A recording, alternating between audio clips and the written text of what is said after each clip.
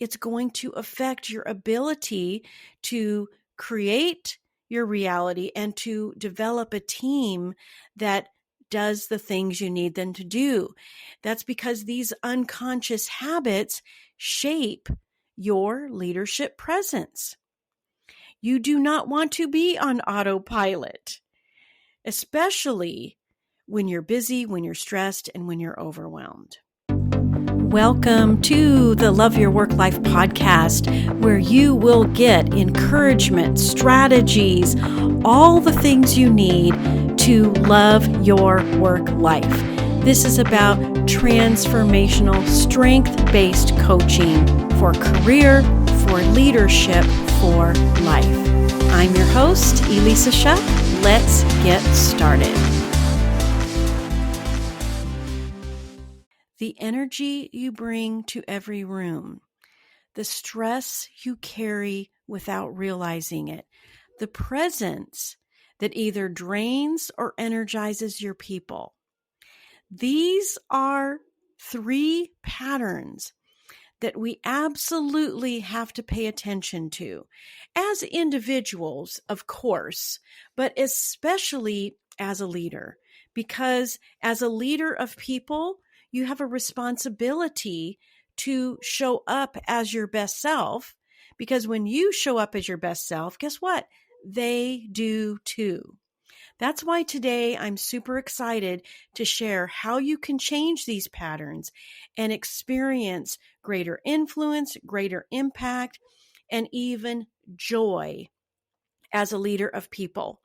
When I think back on all of my leadership and leading people and teams during my career, and I started at age 21 being a director at a child care center, the most important things that I've carried with me through the years are the memories of fun. Yes, we worked hard. Yes, we encountered obstacles, but there's an underlying joy associated with it. And I truly believe that every leader and their teams ought to experience the joy of contribution, the joy of accomplishing things together. That's why I want to talk about these invisible patterns that tend to run in the background that can disrupt or derail your leadership, and how to interrupt those patterns. So let's talk about it for a second. What do I mean by leadership patterns? Well, I'm talking about these automatic responses that we've developed over time. And I just listened to a really great podcast episode by David Bayer. If you're not listening to him, I highly recommend. And he was sharing the psychological process that Carl Jung used. And I studied Carl Jung years ago. And so it was a really great reminder to get this from David Bayer, that these patterns and these programs are often instilled in us when we are very young. And we might have these auto responses going on in the background and not even really realize where they came from. But we've got to pay attention, because it's going to affect your ability to create your reality and to develop a team that does the things you need them to do. That's because these unconscious habits shape your leadership presence. You do not want to be on autopilot, especially when you're busy, when you're stressed, and when you're overwhelmed. And these patterns matter more than just you and your performance as a leader. Your team can read your energy before you ever say a word.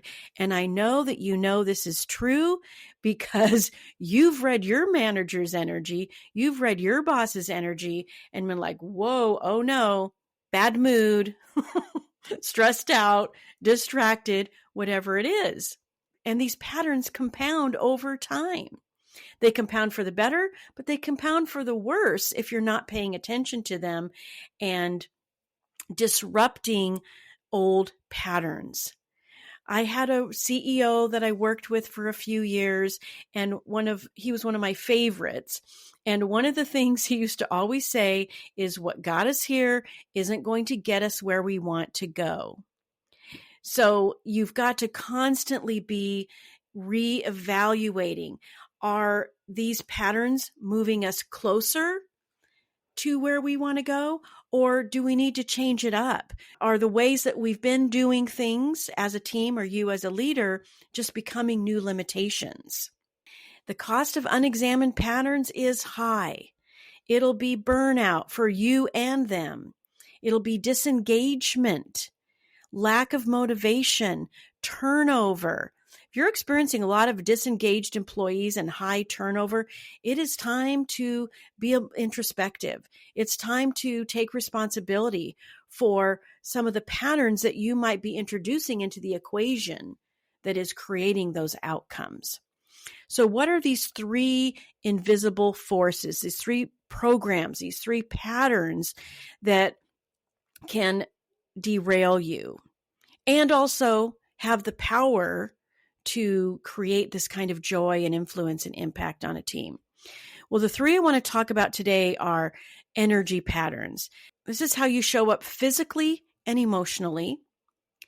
There are stress patterns. That means what you carry with you and how it leaks into your interactions.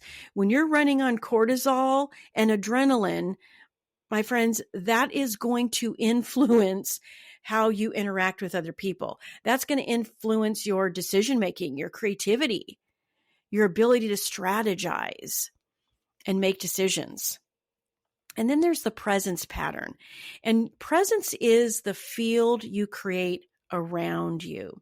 If you want to get a little woo-woo, you could say it's your aura, but it's actually been scientifically proven that we as humans have an energy field, and it can be felt something like 4 to 6 feet away from us. We just walk around in this energy field, and it's bumping into other people's energy fields. We want yours to be the one that influences people for the better. So let's talk about these patterns individually and just do a little audit, okay? So let's talk about the energy audit. What are you broadcasting? Are you a leader who rushes in, hurried and frustrated and frenetic? Or are you a leader who arrives grounded and steady? There might even also be some physical cues.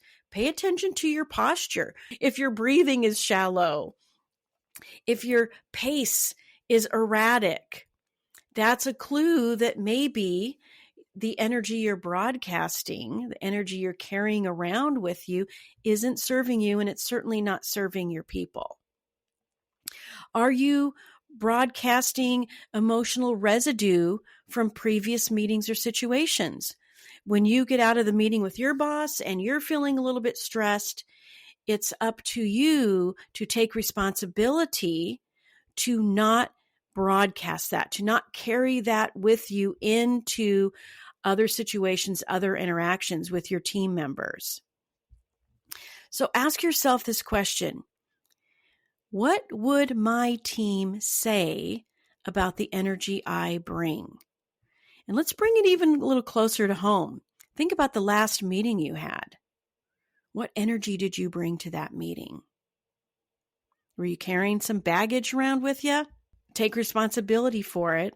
And as we get further into this, I will teach you how to change that. So let's look at this pattern of stress. The stress that you might carry and how it leaks into other interactions. Well, stress, sadly, is something that we have normalized. There is a certain level of stress that might be something that you've just decided is part of life. That is not normal. Stress, cortisol, fight, flight, freeze. Our brains were designed to experience that in times of danger so that we could stay safe and survive. We do not need to be in survival mode all the time. But if you find yourself there, it means that you've just normalized stress and you've probably even stopped noticing it. Are your jaws clenched? Are you breathing in a shallow way? Do you find yourself in mental drama on a regular basis? Just the mental spin. This is a good sign that maybe you've normalized stress. It can also be just carrying around yesterday's problems in today's meeting. Maybe it's, like I said a minute ago, maybe you're carrying around the phone call or the Zoom meeting that you just got off with someone who wasn't pleasant. Don't let that leak into your other interactions. And this is one I'm really guilty of, or had been guilty of in my past as an employee, as a leader. And that is this always on mentality that masquerades as dedication. The always on is a threat seeking response in our nervous system. It's not dedication. I remember how it showed up for me. Checking emails at 10:30 at night before I went to bed. Responding to emails immediately upon receiving them, even if it interrupted a flow that I had in a project that I was working on. It's important to notice this. There are other warning signs like impatience, being defensive, getting into convincing energy instead of always being curious.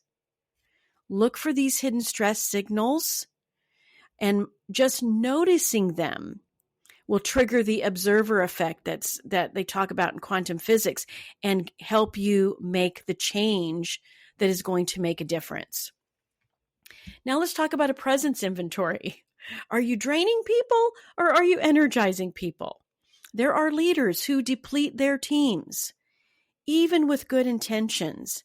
That's because they are carrying around that energy field that is not benefiting themselves and is not benefiting other people. The work of David Hawkins and the map of consciousness talks about the emotions that we are carrying around with us and the frequency that it emits. When you're carrying around anger, fear, shame, this is not emitting a positive energy. It's actually emitting something that will drain the people around you. So it's up to you to take responsibility and elevate your presence, your energy, and your frequency to a level that elevates everybody around you.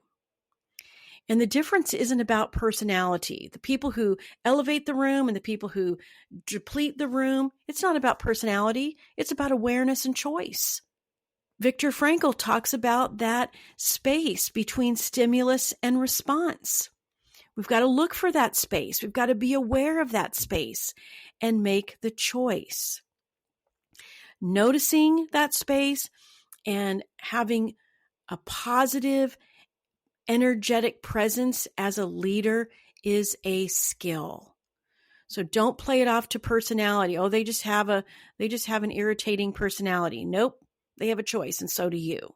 So be the leader that cultivates a presence that energizes other people. So how do you interrupt? If you have done this little audit, you've done this little inventory, and you realize, I've got some patterns that aren't serving me, that aren't serving my team. Well, how do you interrupt the pattern? Well, first of all, let's talk about what I mean by pattern interrupt. I mean consciously intervening an automatic sequence. We have neurological pathways that something triggers and boom, we move down that path without even thinking about it. But we can interrupt that pattern simply by having an intention of paying attention. And then between that stimulus and response, choosing something different, creating space for a different thought, a different choice. These small shifts will create a cascading change. The work of Dr. B.J. Fogg and his book, Tiny Habits, is such a wonderful example of this, of the tiny little habits that you change create an effect for bigger changes, for achieving bigger goals. The key is to appreciate the tiny shifts, celebrate the tiny shifts, because celebrating every time you make a little tiny positive change or a shift in the right direction, when you celebrate it, you help embed it into your nervous system. And because of the chemical change in your nervous system and in your brain, you actually start craving that behavior. So it will have this amazing snowball cascading effect when you start to interrupt your patterns. So what are some practical techniques? Well, let's talk about them in this micro way, like Dr. Fogg does. Pause before entering a room or a meeting. That one little thing alone, pausing with an intention to show up as your best self, how you want to show up, is a game changer. That means before you enter a conference room, before you get on a conference call, before you get on a Zoom room, just pause. And if you want to level that up a little bit, take 3 conscious breaths before you go into a room. 3 conscious breaths will center you, will bring you into the present moment. Let's say you just come out of a frustrating meeting or a stressful situation. Then before you take your 3 conscious breaths, just think of something pleasant. Think of a time when you felt gratitude or you felt at peace or you felt accomplished. And when you have that feeling, take your 3 breaths, but on the 3rd breath, hold it at the apex. That means before you exhale, hold it for 10 seconds and allow that wonderful feeling to wash down into your nervous system. You'll be feeling great for sure. It has a wonderful positive effect on you as an individual, but it will change how you enter the room and how your team experiences your energy. It's just about setting an intention for the energy you want to bring. So how do you release some stress? Well, you got to name it. It sounds a little counterintuitive, but the simple acknowledgement that I'm stressed right now, I'm frustrated right now, I'm angry right now, will help you change the direction. I love what Eckhart Tolle says, even about making friends with your anxiety, welcoming it as a friend, because this is how we're designed as humans. There's nothing wrong with you for feeling stressed, but if you acknowledge it, you diffuse it. If you diffuse it, you're letting it pass by instead of indulging in it. And look for a reset with your physicality as well. Uncross your arms, lower your shoulders, exhale fully, and just give yourself a new thought. One of the little brain hacks that I do for myself is anytime I'm experiencing some resistance about a project, anything like that, the thought I give myself is, this is going to be fun. Thoughts influence your emotions, and your emotions radiate an energy, and that's what we're trying to accomplish here, right? We're trying to emote an energy and release some stress so that we can show up as we want to. So pick a thought that works for you. Me thinking this is going to be fun, it sounds kind of goofy, but you know what? It will be fun if I set that intention, if I clear my mind and decide that it's going to be fun, then I know that I can relax and my energy will reflect that. And that leads me to the presence check. Ask yourself these questions before an interaction. Am I here or am I somewhere else? Am I listening to respond or listening to understand? This reminds me of Stephen Covey's amazing book, The 7 Habits of Highly Effective People. One of those 7 habits is seek first to understand, then be understood. This is going to give you a presence that helps people feel safe, that helps people feel heard and listened to. And then ask yourself the question, what does this moment need from me?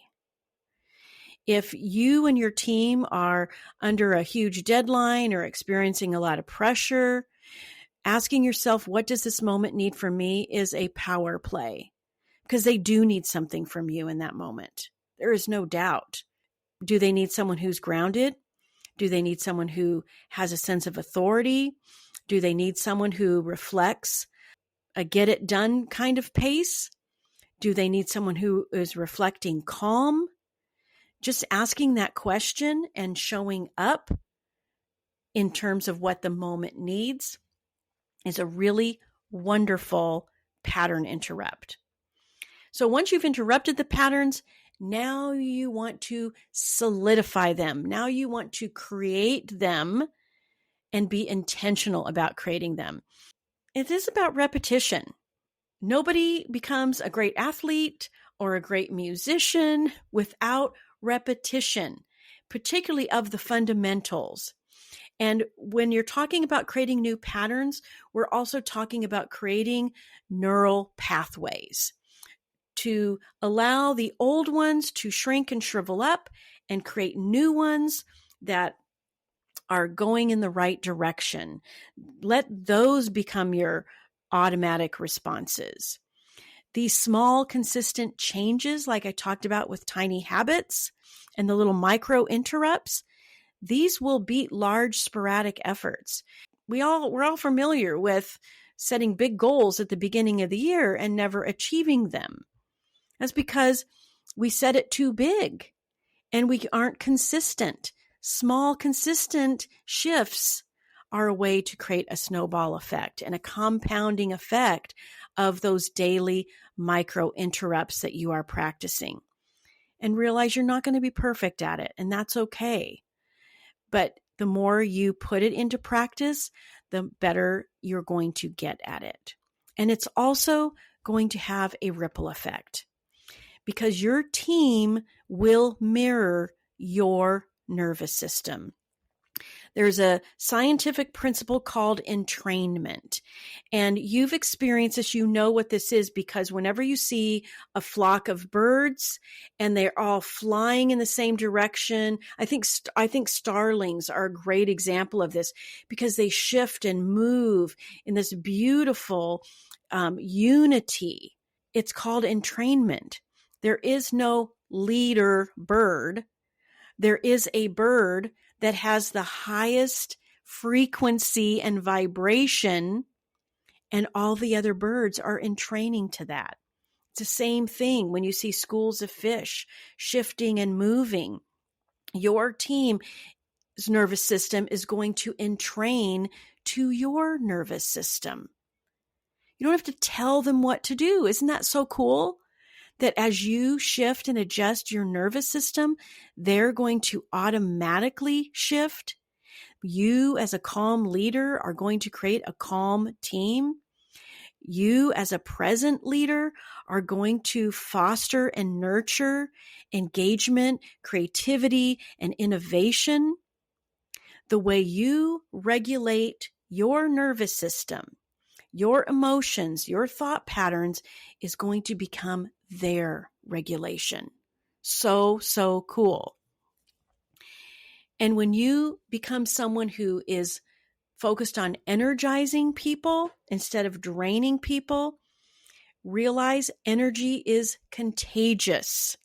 Influencing other people, getting them around to your way of thinking is just a transfer of enthusiasm. And enthusiasm and energy, it's a frequency, it's a vibration. That's all it is. So as soon as you have enthusiasm, as soon as you have calm, whatever energy you want to create, that 4 to 6 foot radius around you is going to have an effect. And to energize other people, you also have to give them that psychological safety through your presence, because that's going to build trust. And trust happens when people feel seen, when they feel heard. That kind of trust is something that will unlock the potential in other people. And your presence is what creates that. And of course, you're going to have stronger relationships when you are fully present in the now. You're going to have greater influence because you're creating through your energy, through your presence, through your release of stress, authentic connection. Authentic connection creates sustainable performance. Your performance as a leader, your team's performance. There is such a privilege in leading other people and helping them achieve their full potential. I think that's probably what gave me the most joy as a leader, is seeing someone shift and change and recognize their capacity and achieve their full potential. And you just start where you are, my friend. You don't need to be perfect. A beginner's mind is actually a really powerful place to be, because a beginner's mind means you're open and you're curious. We're all growing and expanding every day. You're not the same person you were yesterday. I'm not the same person I was yesterday. So every day is like this little beginning step, this little piece of beginner's mind that we get to play with. Awareness itself is the first step. As I've said so many times, the observer effect. Just observing, oh my gosh, I have this pattern. I keep walking into meetings frustrated. Just the recognition of it, the awareness of it, gives you the space to change. So just choose one pattern to interrupt this week. Just pay attention to what's going on, not from a judgmental perspective or being overly harsh on yourself, but just realizing that, hey, I've noticed that this is a pattern that I keep repeating. And through your noticing, make a conscious decision to change it. Because leadership can be joyful. It can be a really wonderful adventure. So take this moment to just think about why you wanted to get into leadership in the first place. Reconnect to that why you want to be a leader. For me, it was always helping people achieve their full potential. Maybe for you, it's wanting to accomplish something inside of a community of people. Joy as a leadership is a practice. It's a decision. So experiment with your pattern interrupts. Track your changes. Wouldn't that be cool? And celebrating your change. And notice how it's changing your team too. It's a really wonderful thing. And you know what? When they've made progress, share that progress with them too. Let them know how proud you are of them. Be patient with the process. And remember that everybody was a beginner at some point in time. And it's okay to be a beginner and to make decisions every day about what you want for yourself. The energy you bring, you get to choose it. Stress, you get to release it. And if you know that you are not presenting a presence that is helpful, that's elevating, you can transform it. Pattern awareness isn't about becoming someone different. It's about becoming more of who you are. It's about becoming intentional. When you're intentional about becoming more of who you really are, it changes everything. It changes things for you, and it changes the people that you are leading. All right, my friends, I will talk to you again soon. If you like listening to this podcast, I invite you to visit the Love Your Work Life website at elissashuck-careercoach.com. On the site, you're going to find free resources and information about all of my coaching programs, everything you need to land a great job, advance your career, and lead and build an awesome team. And of course, don't forget to subscribe to this podcast and don't forget to follow me on LinkedIn.